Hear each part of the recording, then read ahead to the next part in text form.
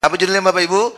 Mencari jodoh sejati. Mari kita lihat dulu Maliaki 2 ayat 15. Bukankah Allah yang esa menjadikan mereka daging dan roh? Dan apakah yang dikehendaki kesatuan itu? Keturunan ilahi. Jadi jagalah dirimu dan janganlah orang tidak setia terhadap istri dari masa mudanya. Jangan dihilangkan kata masanya.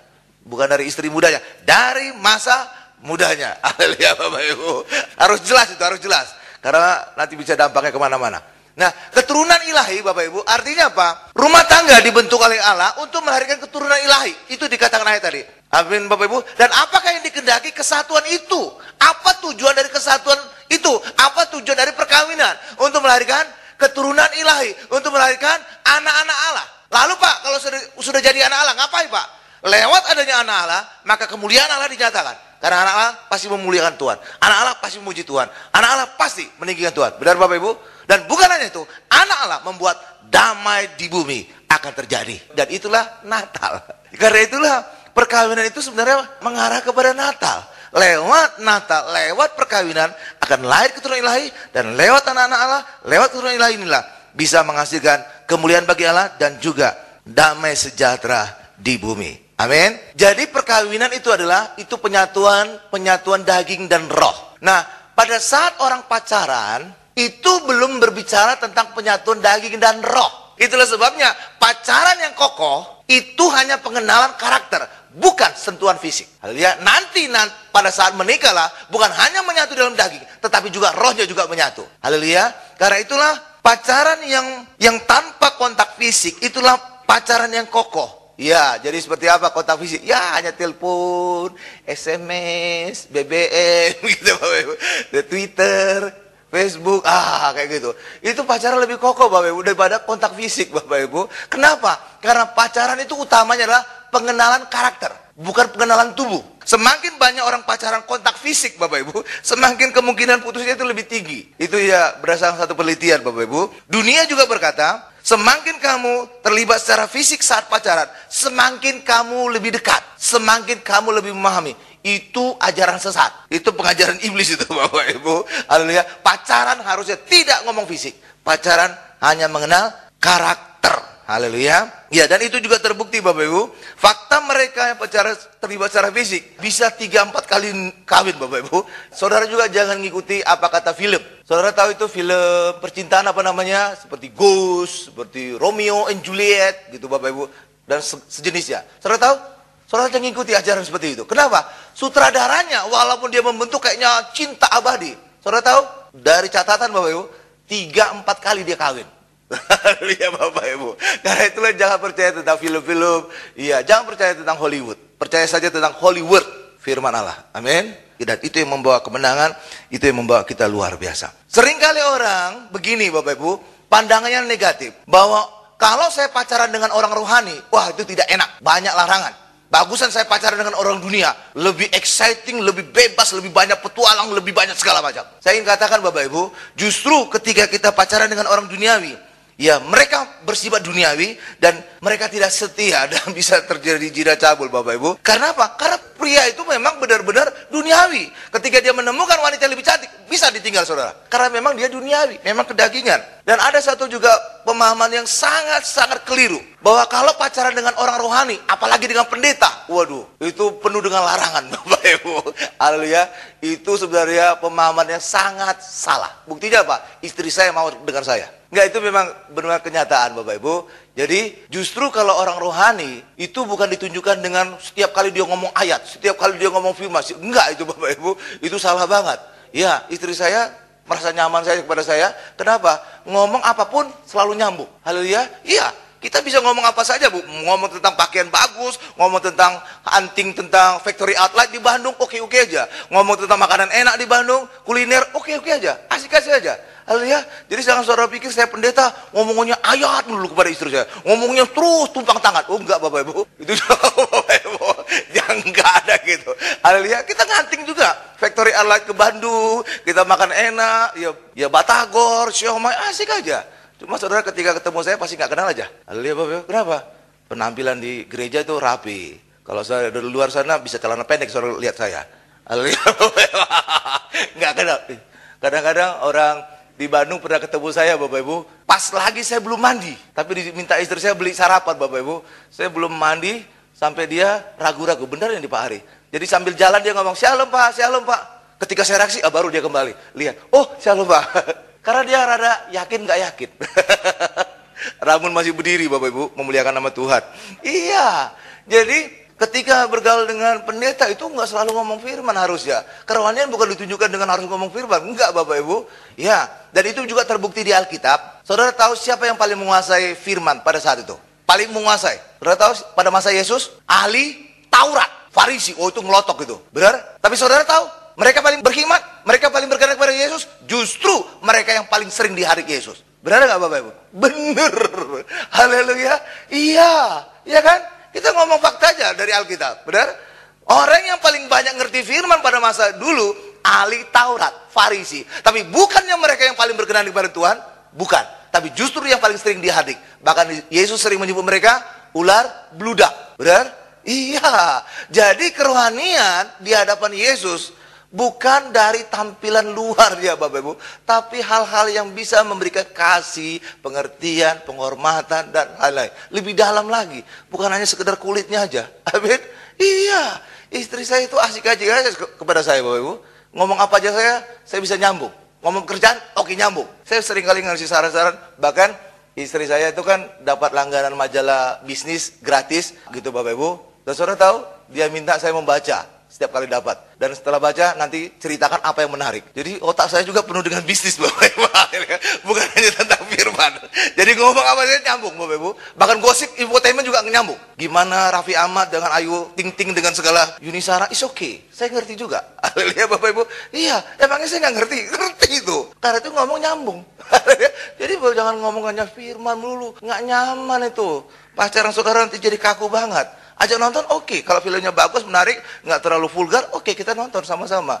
Kita hunting makanan, kita cari tempat santai, asik aja. Amin? Iya. Kenapa? Karena indikator kerohanian bukan dari masalah fisik, tetapi buah-buah roh.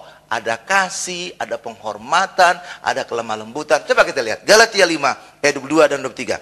Tetapi buah roh, kasih, sukacita, damai sejahtera, kesabaran, kemurahan, kebaikan, kesetiaan, kelemah lembutan, penguasaan diri. Wah, tidak ada hukum yang menentang hal-hal itu. Haleluya Bapak Ibu. Iya, jadi kalau saudara punya pacar atau calon mantu saudara pendeta, asik-asik ya, terima aja. Oh, welcome, mantap banget ini. Ya Bapak Ibu, jangan saudara larang.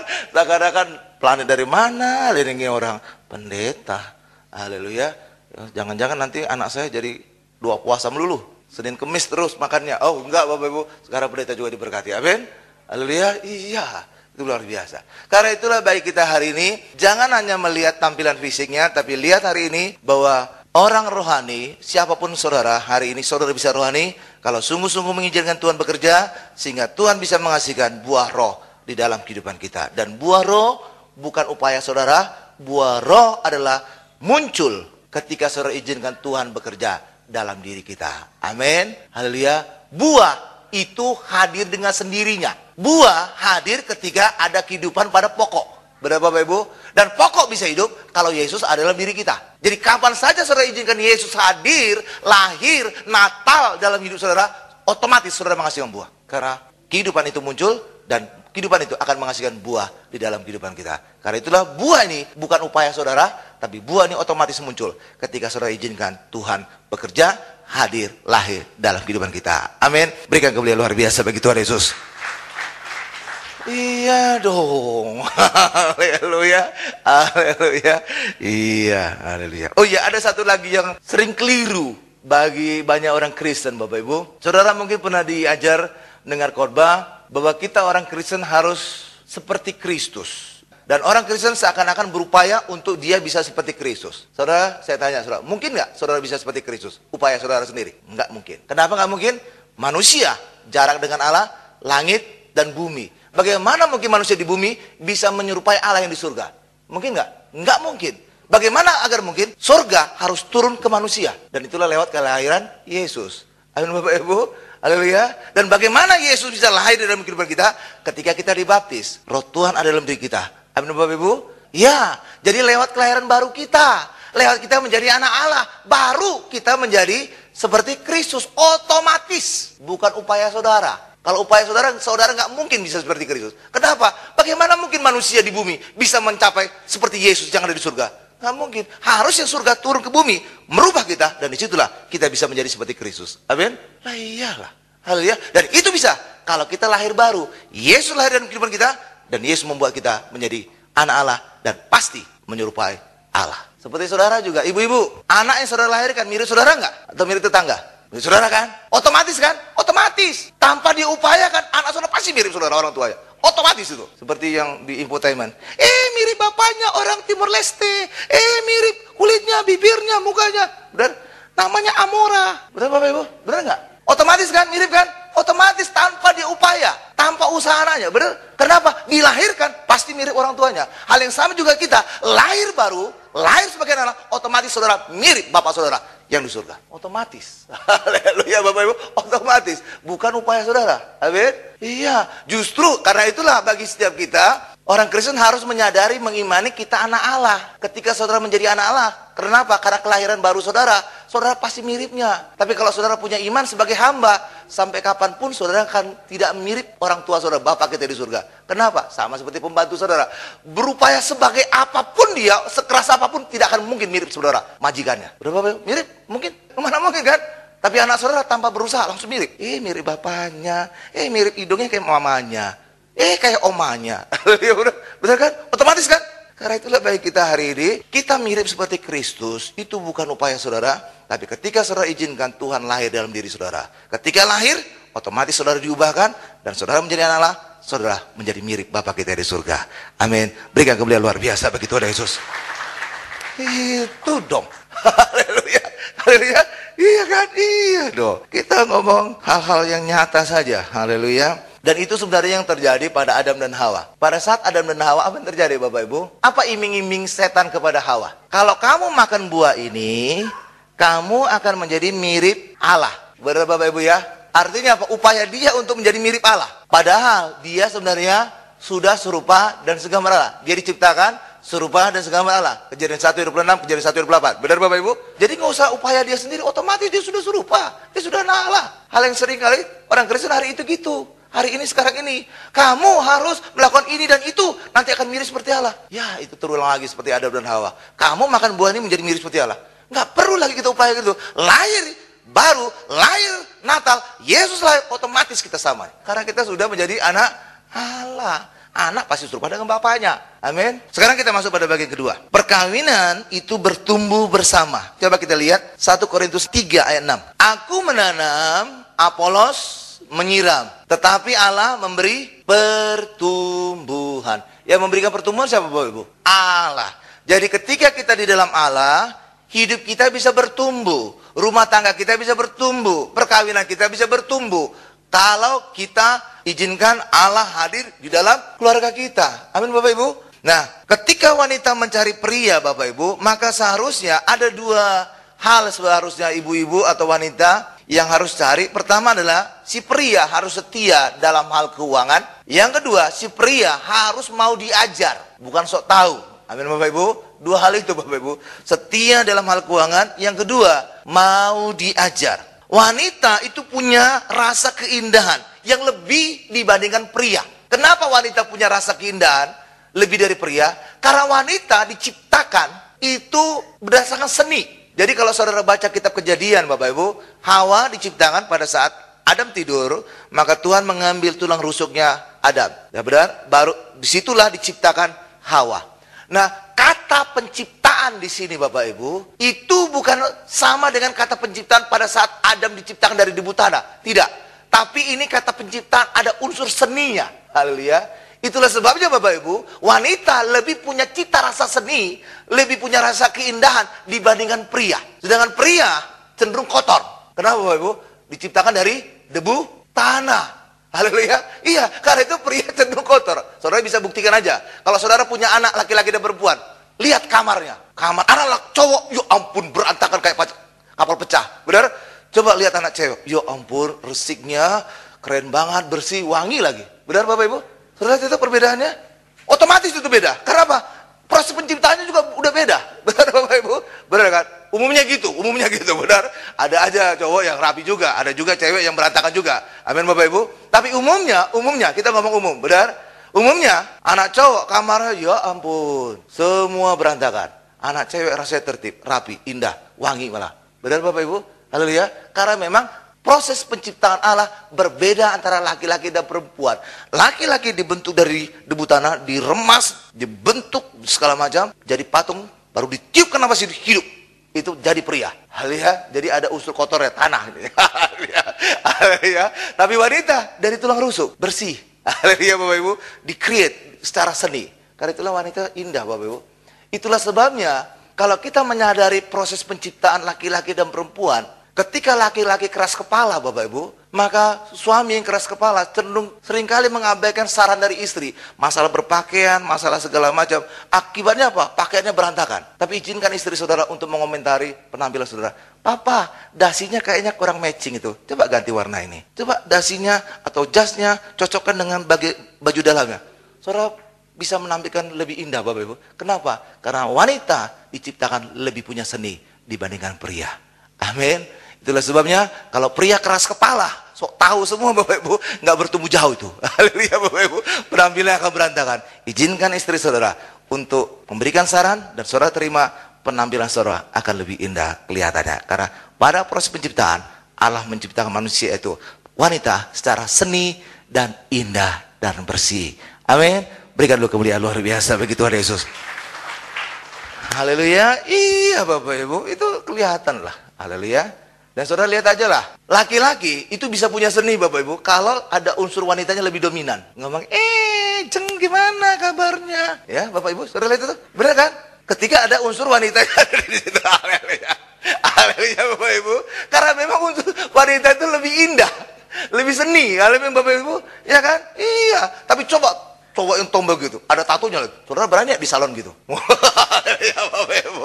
Haleluya. Enggak kan? Enggak, karena memang create Allah itu sudah menciptakan laki-laki perempuan itu punya hal yang berbeda. Haleluya. Karena itulah laki-laki suami-suami jangan keras kepala sok tahu, tapi dengarkan saran dari istri supaya penampilan kita juga lebih indah, lebih matching, lebih enak lah.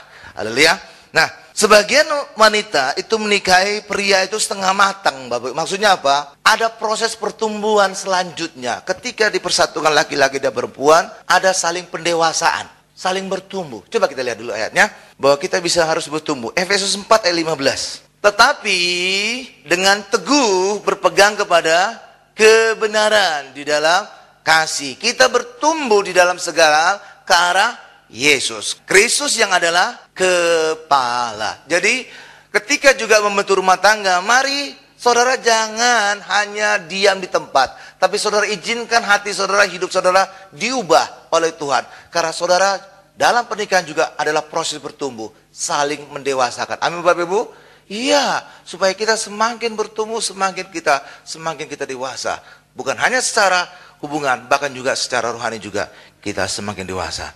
Haleluya. Iya, dan bertumbuh mau diajar dan dibentuk oleh Tuhan yang memberikan pertumbuhan. Beberapa pria tidak bertumbuh karena apa? Sok tahu, mengeraskan hatinya untuk Tuhan. Dan ada satu lagi Bapak Ibu, kalau saudara bergerak dalam konseling, khususnya dalam konseling rumah tangga Bapak Ibu, saat ada masalah dalam rumah tangga, si istri mau datang konseling, tetapi si prianya, si suaminya menolak. Langsung ketahuan Bapak Ibu masalah dalam rumah tangga itu, yaitu apa? Kesombongan sang suami. Jadi apapun nanti ucapan si istri berbicara dengan konselor, berbicara dengan saudara, saudara langsung menebak akar masalah adalah kesombongan suami. Haleluya Bapak Ibu. Ya langsung ketahuan itu Bapak Ibu. Karena apa? Suami sudah mengeraskan hatinya, dia sombong. Itu adalah akar dari segala masalahnya. Haleluya. Dan ketika ada kesombongan dalam rumah tangga, Allah tidak akan pernah hadir dalam rumah tangga itu. Kenapa? Karena Allah membenci, menolak orang yang congkak. Ketika Allah menolak orang congkak, maka damai Allah, damai surga tidak akan ada di dalam rumah tangga kita. Kita lihat ayatnya. Yakobus 4 ayat 6. Tetapi kasih karunia yang dianugerahkannya kepada kita lebih besar daripada itu. Karena itu ia katakan Allah menentang atau Allah menolak orang yang congkak, orang yang sombong, tetapi mengasihi orang yang rendah hati. Itulah sebabnya ketika dalam rumah tangga saudara ada yang sombong, ada yang congkak, Allah tidak hadir di situ, dan tidak ada damai Allah, tidak ada damai surga di rumah tangga kita. Haleluya. Karena itulah mari siap kita lagi proses bertumbuh, proses pendewasaan.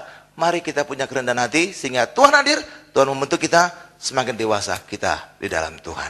Amin. Nah, jika seorang pria menolak untuk bertumbuh, menolak untuk izinkan Tuhan mengubah dia, Bapak Ibu, ya apalagi setelah menikah, oh itu dia tidak berubah lagi. Jadi ketika saudara sedang pacaran akan masuk dalam rumah tangga, sebagaimana dia saudara temukan saat pacaran, seperti itu juga saudara ketemukan saat nikah, bahkan lebih lagi. Jadi kalau saudara temu saat pacaran dia itu baik hati, saat menikah dia lebih baik hati lagi. Tapi ketika dia saat pacaran itu pemarah, lebih pemarah lagi saat dia nikah. Lihat. Jadi kondisinya tidak berubah. Itulah sebabnya jangan megang ajaran yang salah yang berkata suatu hari nanti pacarku akan berubah. Oh itu enggak akan terjadi Bapak Ibu. Tapi saudara harus sungguh-sungguh lihat sebagaimana dia pacaran, seperti itu juga dia saudara hadapi saat menikah. Karena itulah saat pacaran adalah saat mengenal karakter. Untuk saudara bisa sungguh-sungguh cocok apakah ini istri saya, apakah ini calon suami saya. Amin Bapak Ibu. Coba kita lihat penutup bagian kedua, Roma 12 ayat 2. Janganlah kamu menjadi serupa dengan dunia ini, tetapi berubahlah oleh pembaruan budimu, sehingga kamu dapat membedakan mana kehendak Allah, apa yang baik dan yang berkenan kepada Allah, dan yang sempurna. Jadi kita hari ini mari kita berubah, maka kita sungguh-sungguh semakin dewasa, semakin menuju kepada kesempurnaan Yesus. Amin. Berikan dulu kemuliaan luar biasa bagi Tuhan Yesus. Yang ketiga, perkawinan Kristen itu tidak boleh cerai, Bapak Ibu. Ya, coba kita lihat ayatnya dulu. Matius 19 ayat 6. Demikianlah mereka bukan lagi dua, melainkan satu. Karena itu apa yang telah dipersatukan Allah tidak boleh diceraikan manusia. Sekarang lihat kepada saya Bapak Ibu, saya akan jelaskan. Mereka bukan lagi dua.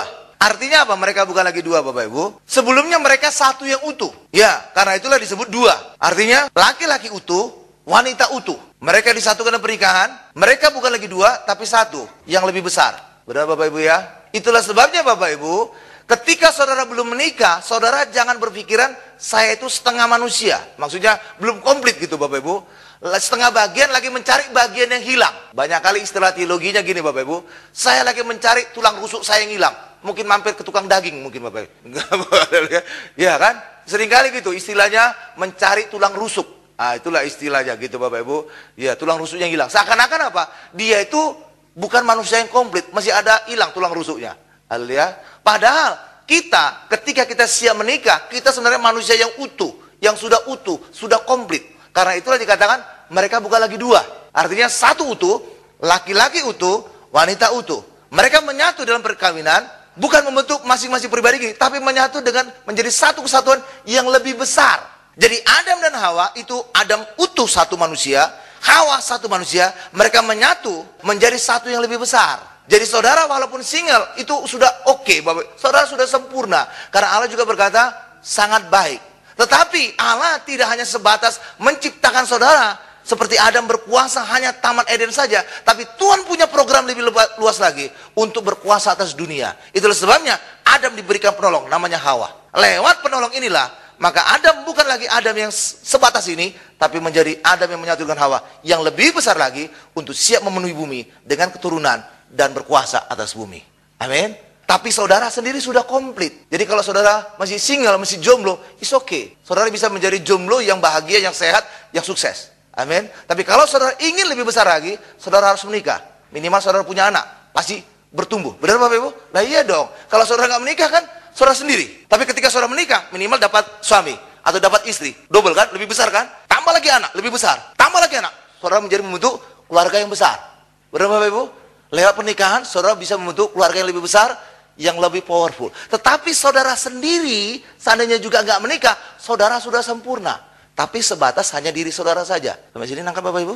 Haleluya. Saudara sudah sempurna. Sampai mati juga single, it's okay. Tapi sebatas ini aja. Tapi kalau saudara bisa menikah, sampai mati pun saudara masih punya keturunan. Haleluya Bapak Ibu. Benar? Haleluya. Itu dia. Haleluya. Jadi seandainya saudara single, it's okay. Saudara bisa menikmati. Nggak harus saudara dipaksa-paksa harus menikah. Nggak perlu. Karena saudara sudah sempurna di hadapan Tuhan. Amin Bapak Ibu. Haleluya. Jangan sampai, oh aduh aku belum menikah. Sudah hampir usia 40. Aduh, udah hampir expire ini. harus midnight sale kali ini. Oh, nggak perlu Bapak Ibu, nggak perlu. Haleluya, nggak perlu gitu. Saudara sudah sempurna secara pribadi di hadapan Allah. Tetapi kalau saudara ingin lebih besar lagi, maka saudara menikah. Ya, minimal menikah, saudara punya pendamping, saudara lebih besar kan? Lah iya dong, disatukan dengan suami atau cari istri kan lebih besar. Tambah lagi anak, lebih besar lagi. Benar? Ya, mati pun saudara sudah ada keturunan. Benar? Artinya terus panjang. Tapi nggak harus saudara menikah. Saudara sendiri juga telah sempurna di hadapan Allah. Amin. Berikan dulu kemuliaan luar biasa bagi Tuhan Yesus Bapak. Itu dia. Haleluya. Nah, saat pacaran adalah saat saudara membuka telinga lebar-lebar. Kalau perlu telinga gajah juga dipakai, nggak apa-apa. Haleluya Bapak Ibu.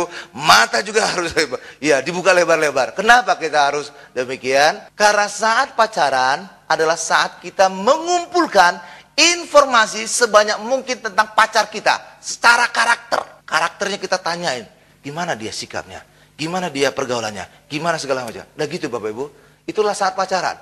Bahkan saat pacaran adalah saat saudara bisa berantem sebanyak yang saudara inginkan. Dan memang pacaran harus berantem, itu yang ideal. Kenapa? Kenapa saat pacaran harus berantem? Karena kalau pacaran baik-baik saja, saudara hanya melihat hal yang baik saja dari dia. Tapi ketika dia berantem, ribut dengan saudara, saat itulah terbuka semua borok apa yang selama ini dia tutupi. Dan ketika semua borok terbuka, saudara melihat, waduh, dia boroknya ada di sini, jeleknya nih. Saudara bisa menilai, apakah saya siap menikah terhadap borok-boroknya ini semua.